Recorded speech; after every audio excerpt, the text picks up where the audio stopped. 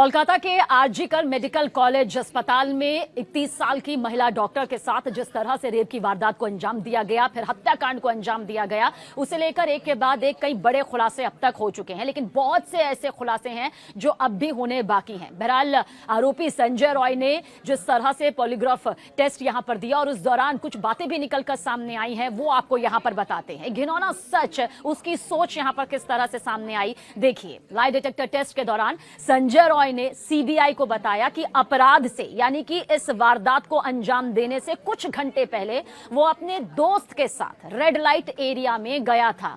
हालांकि उसने इस दौरान यह भी कहा कि किसी तरह से उसने कोई शारीरिक संबंध किसी के साथ भी नहीं बनाया था, लेकिन गया जरूर था।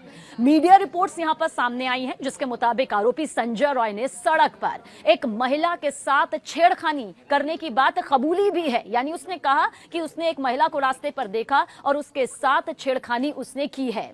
उसने ये भी कहा इस दौरान, जो मीडिया रिपोर्ट्स यहां पर सामने आई है, संजय रॉय ने अपनी गर्लफ्रेंड को वीडियो कॉल किया इस दौरान और उसकी न्यूड तस्वीरें उसने मांगी।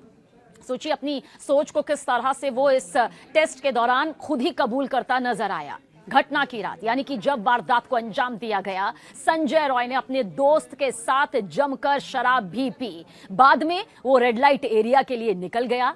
बाद में हालांकि दक्षिण कोलकाता के एक दूसरे रेड लाइट एरिया भी वो वहां पर गया जिसका नाम चेतला है। महिला से छिड़खानी, चेतला जाते वक्त रास्ते में उसने कथित तौर पर एक महिला से छिड़खानी की, ये उसने कबूला भी। बाद में वो अस्पताल लौट आया और इसके बाद आरोपी संजय रॉय सुबह 4:03 पर सेमिनार हॉल के पास गलियारे में चला गया।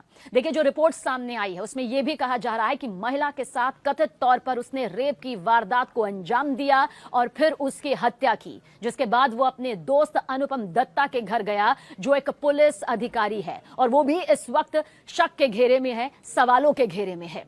और इस बीच रिपोर्ट में यह भी दावा किया गया कि आरोपी संजय रॉय ने भ्रामक जवाब दिए, यानी कि गोलमोल जवाब उसके जरिए यहां पर भ्रमित करने के लिए दिए गए, जिन्हें पॉलीग्राफ मशीन ने पहचान भी लिया, क्योंकि एक ऐसी मशीन होती है जिसमें आप सच या झूठ जैसा भी कहेंगे उसके हिसाब से मालूम चल पाता है। सीबीआई ने आरोपी का पूरा मनोविश्लेषण यहां पर किया और उसके बाद एक प्रोफाइल यहां पर तैयार कर लिया है, जिसमें यह मालूम चला कि वो अश्लील वीडियोस देखा करता था और ये वो उसका पूरी तरह से, या फिर यूं कहिए कि पूरी तरह से आदी था। उसके फोन में कई पॉर्न क्लिप्स पाए गए। महिला सेमिनार हॉल में जब आराम करने गई थी तब उसके साथ रेप की वारदात को उसने अंजाम दिया, उसकी हत्या यहां पर की और उसके शरीर पर 25 बाहरी और आंतरिक चोटें भी आई और उसे गला घोटकर मौत के घाट उतार दिया गया। इस मामले को लेकर जो भी अभी आरोपी हैं उन्हें अगर दोषी साबित करना है तो पुख्ता सबूत की जरूरत है, ताकि एक भी आरोपी बचने ना पाए, एक भी दोषी जो है वो सजा को यहां पर पाने से बचने ना पाए, जिसके लिए सीबीआई का जांच का जो दायरा है वो बढ़ चुका है। हालांकि कुछ ऐसे तथ्य भी सामने आए हैं जिसमें यह कहा जा रहा है कि पुलिस सूत्रों का दावा और वर्सेस सीबीआई सूत्रों का दावा, इसे लेकर भी आगे कुछ और वीडियोस आपके सामने रखेंगे। लेकिन ये आरोपी संजय रॉय के उस घिनौनी दिमाग की तस्वीर को बताता है जो महिलाओं के प्रति नकारात्मक या सिर्फ अश्लीलात्मक सोच यहां पर रखता है।